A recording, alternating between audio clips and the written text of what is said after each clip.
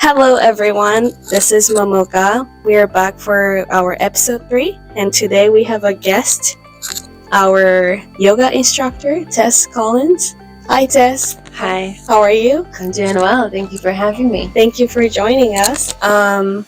Can we get a brief introduction Sure. of yourself? So my name's Tess Collins. I'm a dance maker, a movement artist, a movement teacher. I teach a lot of different kinds of movement along with yoga, somatic investigation, soma meaning body, and dance practices my whole life. And yeah, I teach here and I'm really happy to be here in San Diego. Thank you.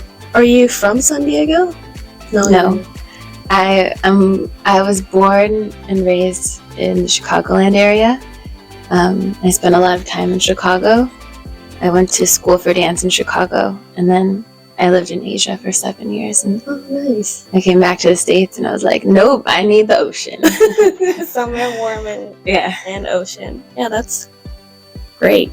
And how long have you been practicing yoga for body movement?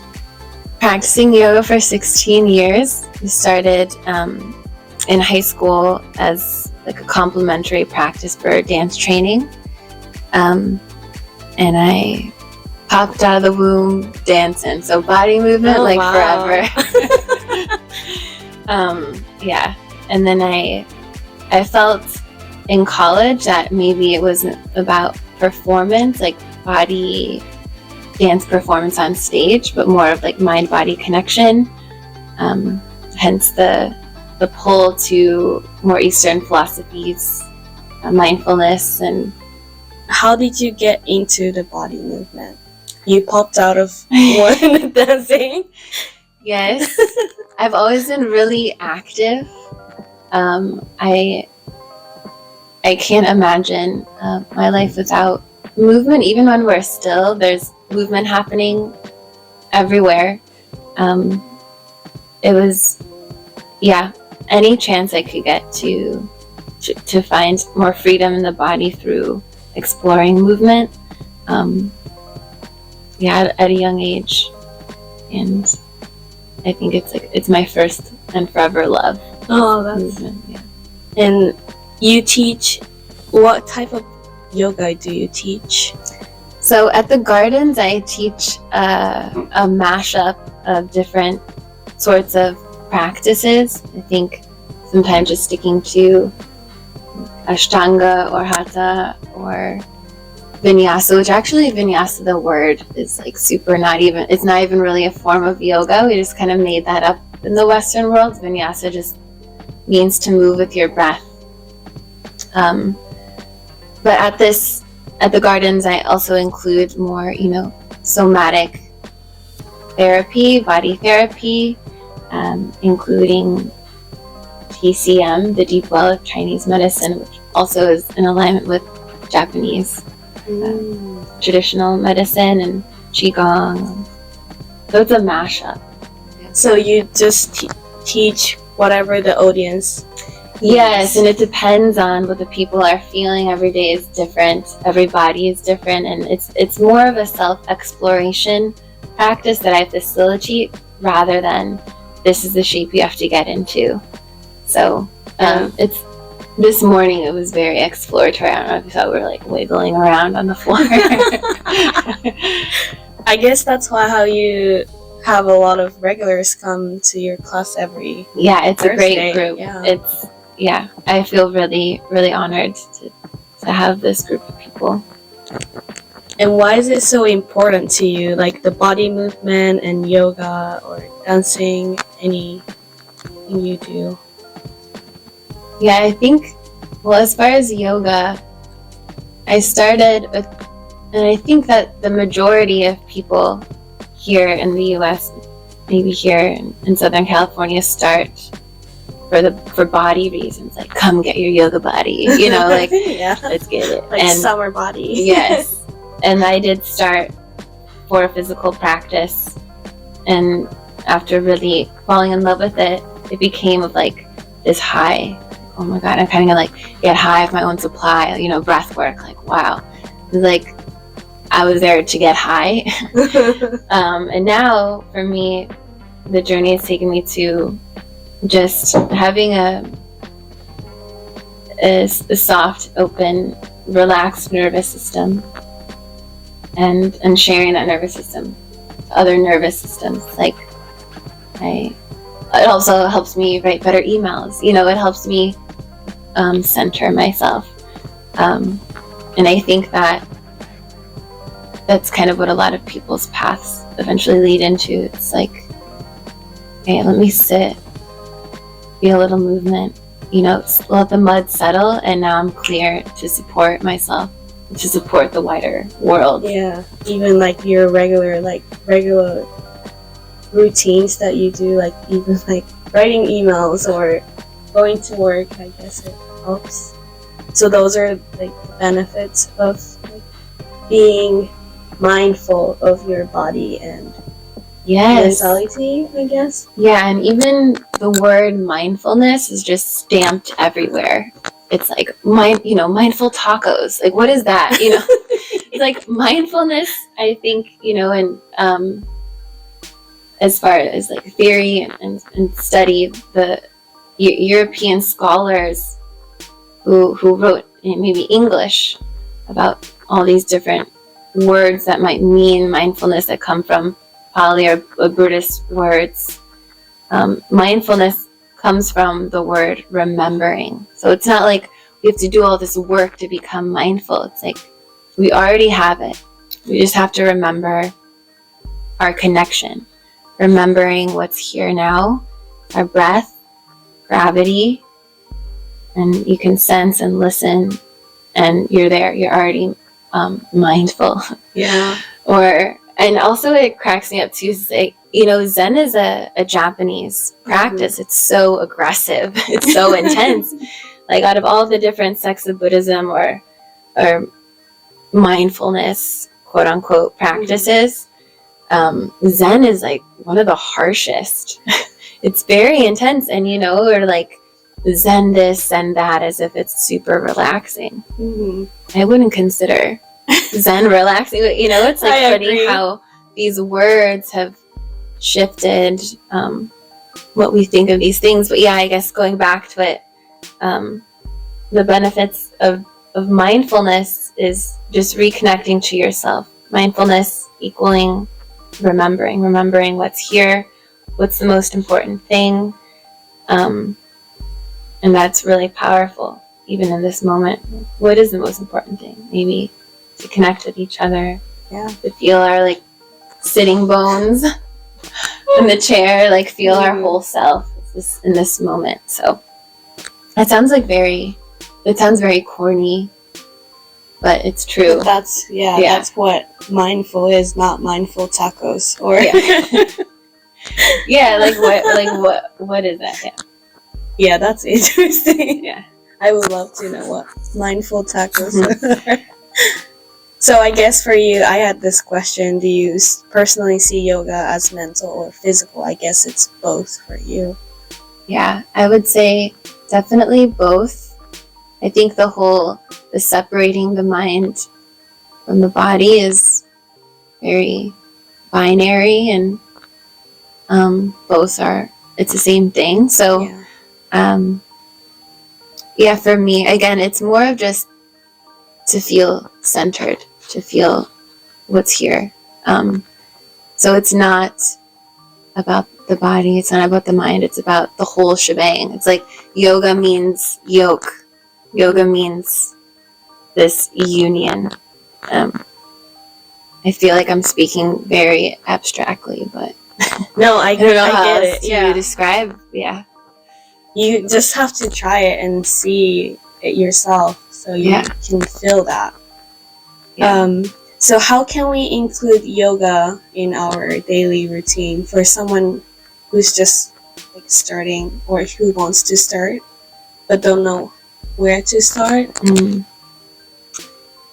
Yeah, it's endless, and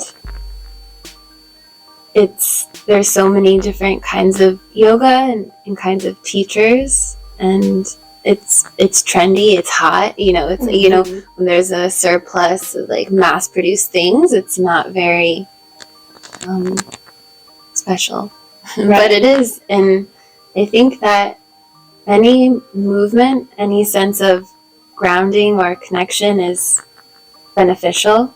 And so even if it's just 5 minutes or 2 minutes, finding your breath before going into an interaction, or being in an interaction, looking at the person, breathing, also helps the other person breathe, and sharing a supportive nervous system, I think, is what the world needs. But maybe the whole thing is yoga, but if someone is interested, okay, I want to do a whole yoga practice, you don't have to pay a bunch of money and go to a studio that are charging up the wahoo. You can lay on the floor and just see what happens, see what your body's craving, and roll your back on the floor. I always love like a back massage, just the hard floor on the soft round body. And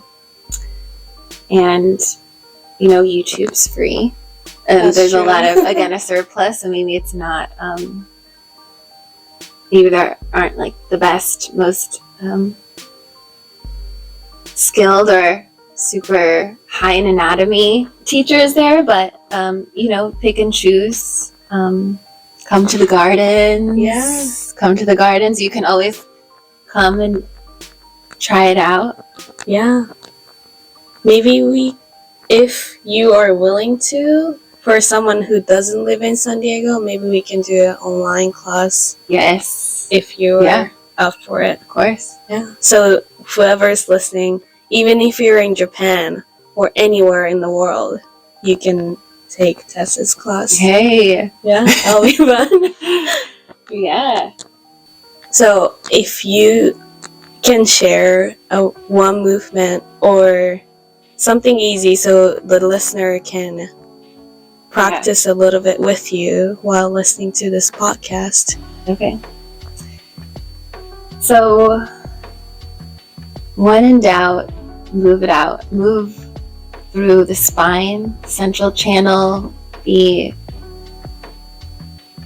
nervous system that lives in your body along the spine. It's really important to kind of move that, awaken that. And if you have just a couple moments of your day, I think spinal movement is that's where it's at. So you can do this any way, on the floor, seated, if you're walking, maybe you're listening to this podcast on a walk. I love doing that, like podcast walks. You love walking and listening. Are the best, every day. But utilizing the 6 movements of your spine. So you have flexion extension, which is forward and back, side lateral bending, side to side, and a spinal spiral, right and left, like bringing out your spine. So wherever you are, wherever you happen to be, you might bow or humble your brain into your chest. So you have a little bit of flexion. You're rounding your spine. Maybe it's like a cat pose. And then on an inhale, take your head up, maybe towards the sky if you're walking. So your head and tail reach back. You can explore this a couple times, forward and back. Noticing where the deepest curves of your spine are. Noticing and appreciating how your spine feels today. And if you're listening, we're both doing this together. And it's really beautiful to watch. If you are in a walk, even doing it really subtle, it feels very powerful. And eventually finding a neutral spine and feeling this heavy head resting on your spine. Just take your head right ear to right shoulder. A little stretch through the neck. And left ear to left shoulder. And you can make this a little bit bigger, right ear to right shoulder, cinching your right side and opening up your left side. really deep, long side body stretch, breathing in through your left lung, left rib. Coming up. Heavy head to the left. Long open right side of your neck, right side body. Of the inhale, come back. And again, doing as many rounds of this as your body's craving. We'll move on to spiraling. So taking your head and heart to one side and passing through center to the other. You can feel each vertebra spiraling from your cervical spine and your neck all the way down to your tailbone. And if you have like a spot, oof, want to breathe into it more, maybe stay and breathe. Spot in your spine that's interesting, or in your back muscles that feel interesting, stay and breathe.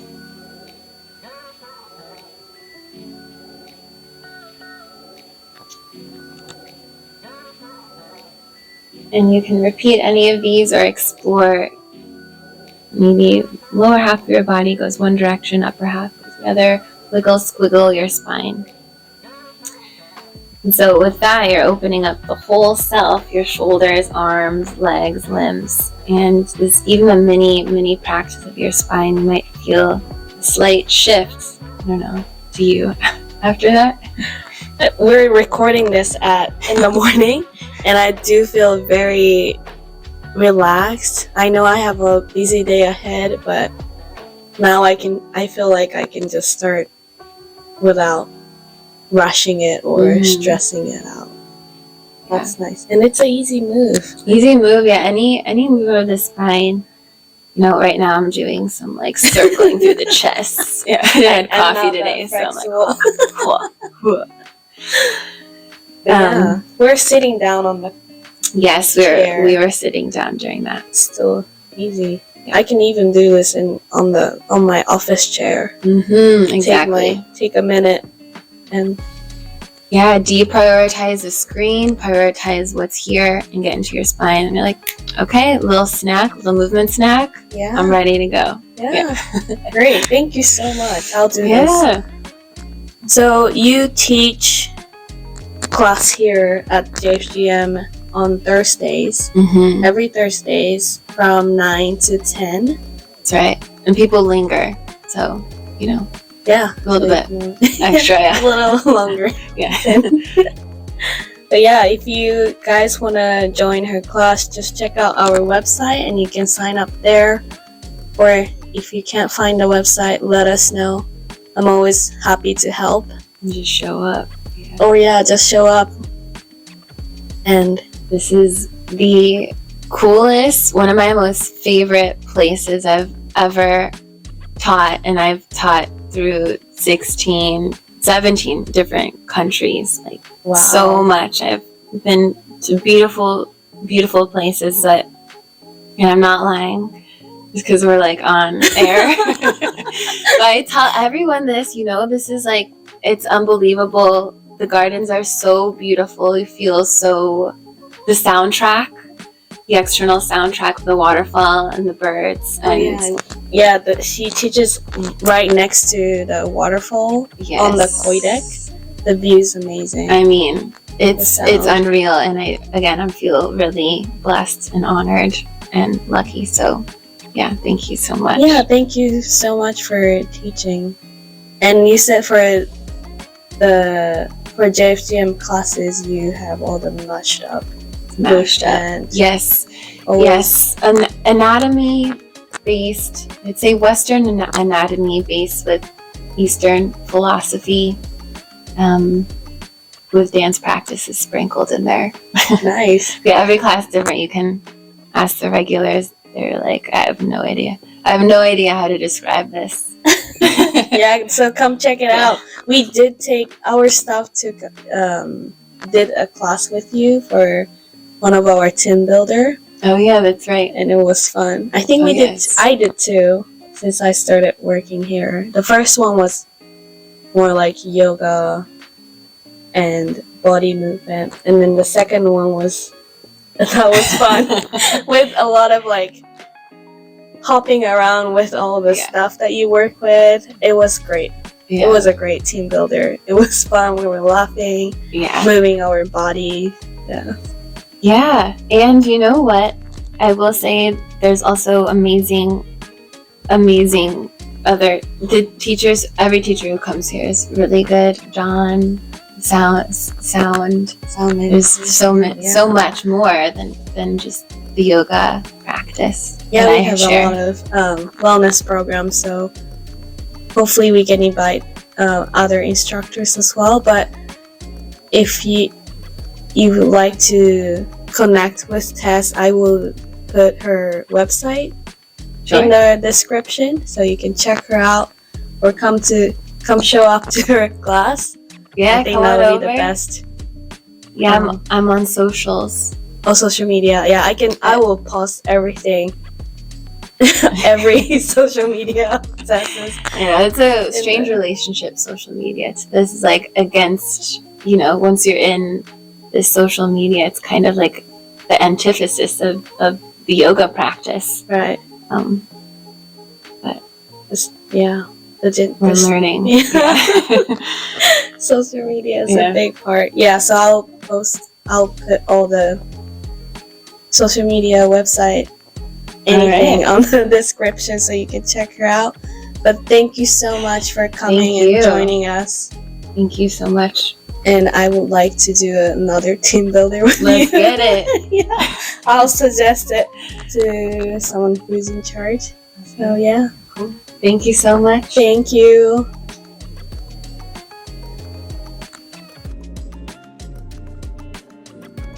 As you may know, cherry blossom sakura is a national flower of Japan.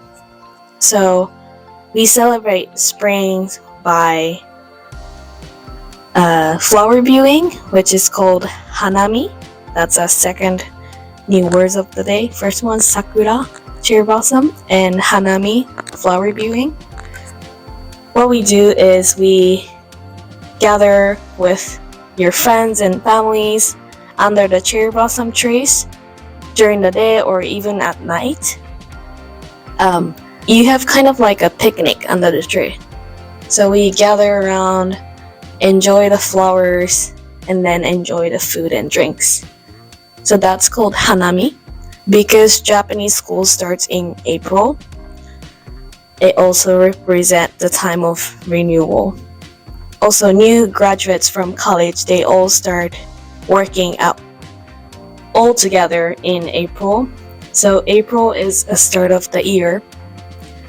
And going to school by looking at the cherry blossoms was one of my favorite part of my memory when I was in school. They're so beautiful. Just looking at them, even when they're falling down from the trees, you're kind of like walking through the wind of cherry blossom petals, which is so beautiful. So since we have the Cherry Blossom Festival coming up, I have our event coordinator, Mariah, and she can give you some details about our Cherry Blossom Festival. Hi everyone. Yes, our super popular Cherry Blossom Festival is coming up on March 7th through the 10th. Keep in mind the hours are 10 a.m. to 7 p.m. with last admission at 5 p.m. So if you're going to come, just make sure that you're in line by 5. But we did add an additional day this year, which is very exciting. So we did add a Thursday onto it. So if you're coming to join us, it will be Thursday, Friday, Saturday, and Sunday this year. We do recommend coming any of the days. Thursday will have just as much going on as the rest of the weekend. So for us this year, if you're wondering, hey, what is there to do if I come to the festival? There's lots to do. We will have over 30 vendors. That includes booths selling all kinds of different items as well as food vendors. So there's going to be lots of shopping going on. And then we'll also have the opportunity for everyone to try food from local vendors, a lot of Japanese food this year, which is very exciting. So we definitely recommend trying to taste out as many of the new food we have this year and explore something different, maybe something you've never tried before. We'll also have a beer and sake garden in the Inamori Pavilion. That is for ages 21 and up. Lots of really great vendors coming in there. Also, we'll have beer, sake, as well as some hard seltzer. So if that's something you're interested in, I definitely recommend stopping by Beer and Sake Garden. As always, we'll have our beloved daily performances. So including Thursday even, we're fully booked out for performances. They start at 11 a.m. and the last one will take place at 6 p.m. on all 4 days. So that'll be super great. So anytime you're popping in, there will surely be a performance going on. And then we also will have our Cherry Blossom Grove. I'm sure, as many of you have noticed, as of right now, the cherry blossoms are not in full bloom, but we're hoping by the time the festival comes around, we will have some blossoms, but maybe not as full as last year. But that's okay, because the festival is more about celebrating Hanami with pretty much everyone in San Diego. It's such a great event to come down to. We hope everyone can make it. We really enjoy spending that time with the community and celebrating the Cherry Blossom Festival and Japanese culture, and just kind of seeing everyone come together. But yeah, so there's probably even more that I'm not thinking of at the moment, but those are the ones that come to mind. Oh, kiddos. If you have kiddos, we will have a children's area in the lower garden with some really fun activities this year, so that's also available. So maybe while you're sitting down enjoying a bite to eat, you can also check out the children's garden in the lower garden. And if you have any questions or any information that you need about Cherry Blossom Festival, go to our website niwa.org and you can check out our Cherry Blossom Festival webpage. Yes, and currently we still have VIP tickets available. If you're kind of curious what the difference between VIP and general admission is, we do have a line for VIP entry specifically at the Cherry Blossom Festival. So if you do purchase a VIP ticket, it's kind of like a fast pass. It'll gain entry to the VIP entrance, whereas general admission or anything like that, the line tends to be longer with longer wait times. So you can kind of think of it as a fast pass. You most definitely can still come in with general admission. So don't feel like you have to do VIP. JFG members, if you are a member, you do not need to buy VIP tickets. You can show your membership card or your digital card, and you do get entrance into the VIP gate. Yeah. And if you have anything you need to know, it's all on our website. And thank you so much, Mariah. Arigatou gozaimasu. I'm gonna make you say it. Thank you. Because Leilani is not joining our podcast this time, I will just make Mariah say a phrase of the podcast, which you already know. Jamata. Jamata is like, see you next time. See you later. Jamata. Okay. Thank you for listening.